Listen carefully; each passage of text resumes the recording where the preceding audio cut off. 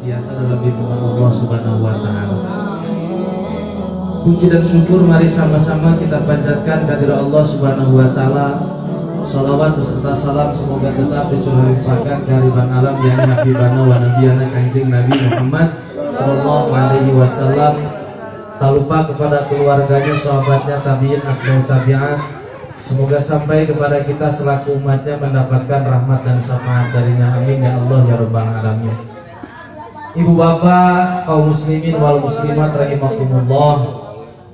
Berbicara tentang masalah pertikahan, baik maupun yang ditikahkan, yang menikahkan, ataupun yang menjadi saksi pertikahan, ini adalah sesuatu sunatillah atau yang dicontohkan oleh Rasulullah Shallallahu Alaihi Wasallam. Bukan hanya sekedar cuman akan saja.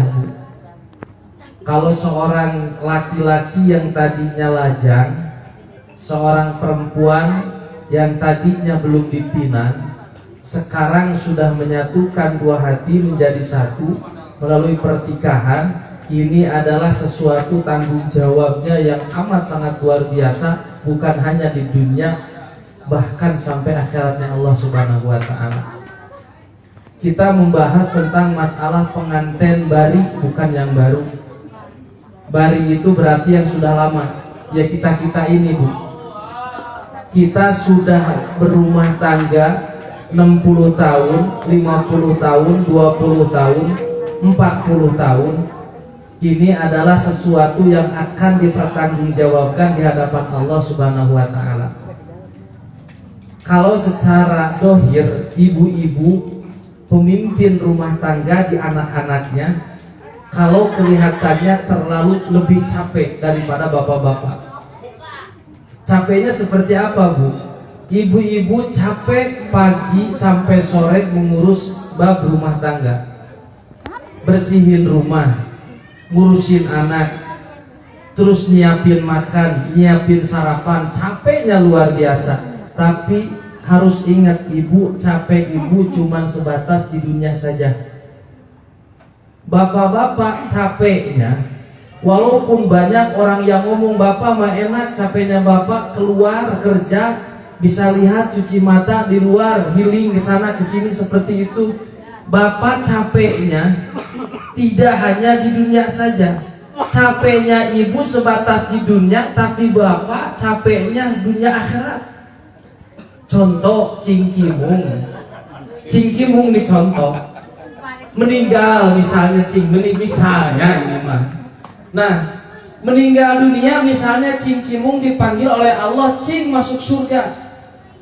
Amin gitu. Ya nggak apa-apa meninggal masuk surga Cing ya.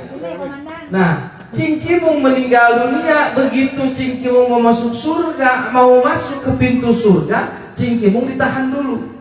Kenapa ditahan? Sebelum anak dan istrinya selamat masuk surga, maka Cingkimung ditangguhkan dulu, Bu.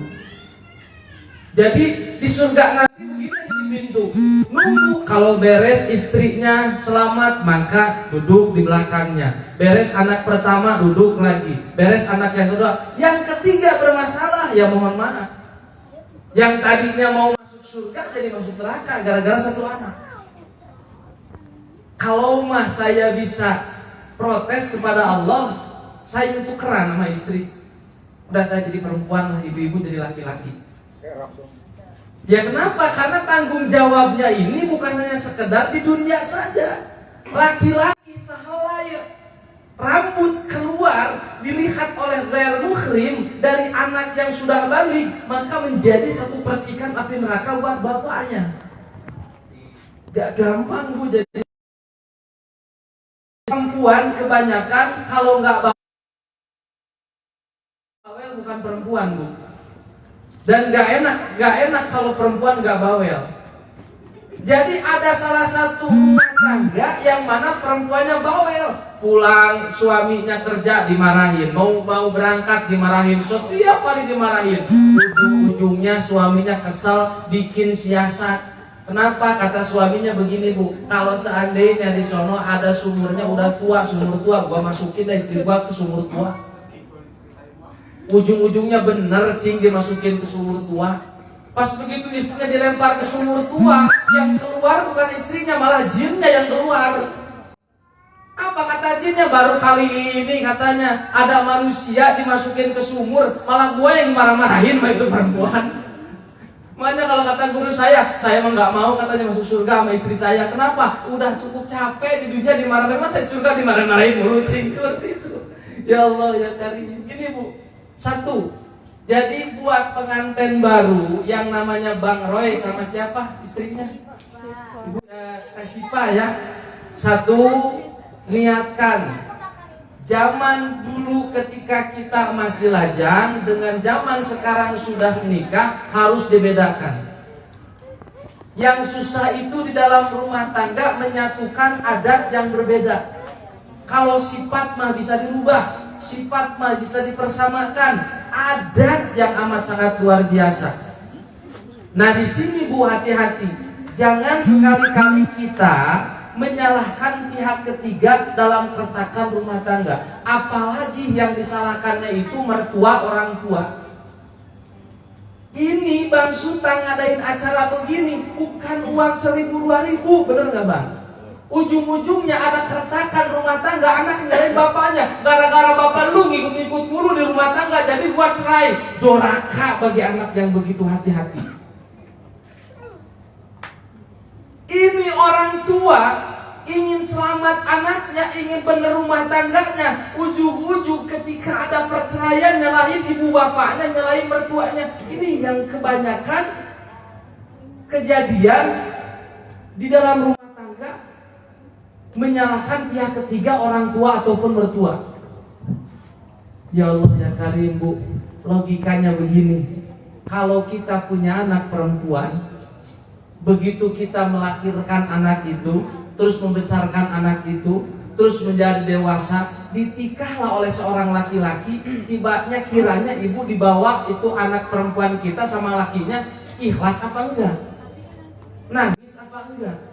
Tapi memang begitu.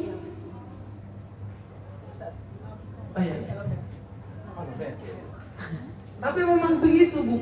Nah inilah, jangan sekali lagi kalau ada keretakan rumah tangga menyalahkan orang tua. Jangan sekali lagi kalau ada keretakan rumah tangga menyalahkan mertua. Karena tiga yang sama predikatnya harus kita hargai, harus kita hormati. Yang pertama adalah orang tua yang melahirkan, yang kedua guru, yang ketiga adalah mertua. Itu sama, makanya kalau laki-laki harus punya 3 saku. Saku yang pertama buat orang tuanya, saku yang kedua buat istrinya, saku yang ketiga